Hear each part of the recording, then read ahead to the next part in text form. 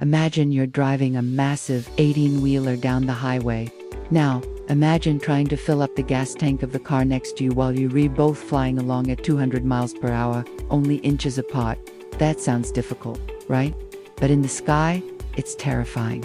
On March 12, 2026, that terrifying scenario may have turned into a tragedy over western Iraq. Two massive KC-135 Stratotankers, the flying gas stations of the U.S. Air Force, were operating in tandem when the mission was over. One of them was on the ground in pieces, and the other was limping toward Israel with a massive chunk of its tail sheared off. So, how exactly does a gas station crash? Let's dive in. On March 12, U.S. Central Command confirmed that a U.S. refueling aircraft went down in western Iraq. Initially, the internet was absolutely flooded with speculation. Was it a missile? Was it a terrorist attack?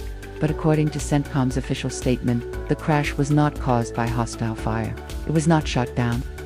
Here's what flight trackers and official reports have pieced together. Two KC-135s were flying together, common tactic to provide sustained refueling capacity for a mission, codenamed Operation Epic Fury. One went down, the other immediately declared an emergency.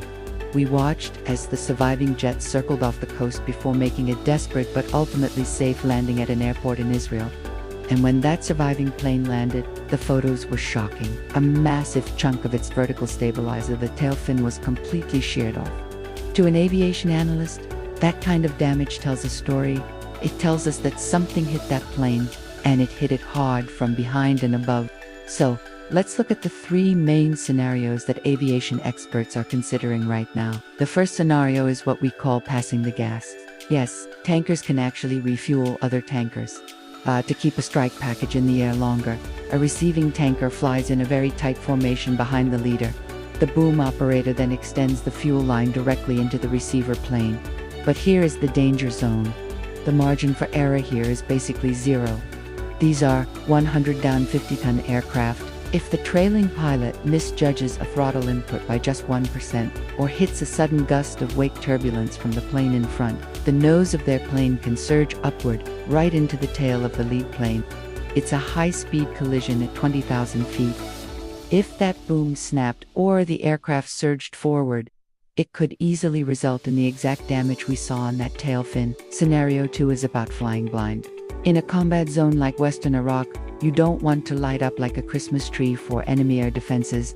So, these pilots often fly dark, meaning no external lights, radios are silent, and they don't use any active radar pings.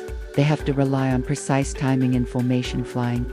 Now, just imagine two of these massive tankers turning in close proximity at night. If one pilot gets even slightly disoriented during that turn, something pilots call spatial disorientation. They can drift into their wingman. You don't see the other plane until it's literally too late.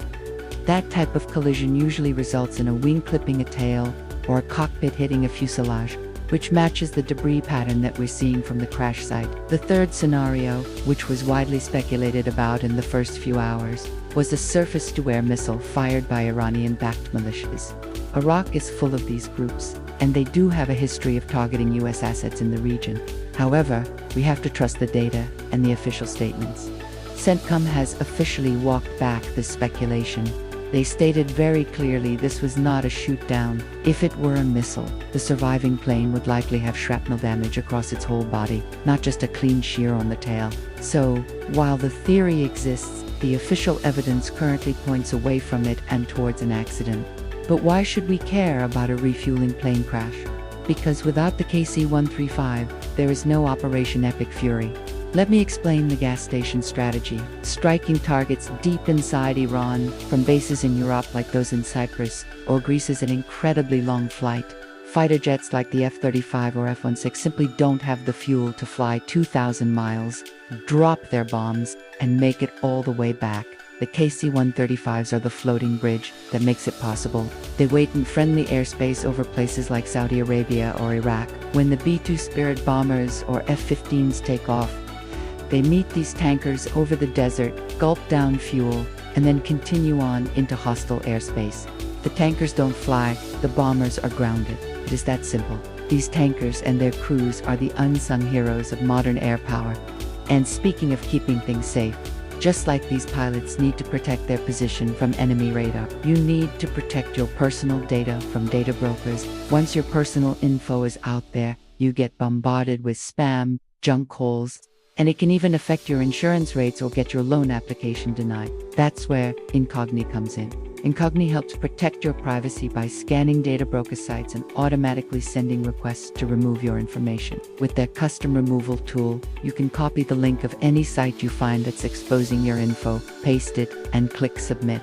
In about 30 to 45 days, your data is gone. It's time to take your personal data back.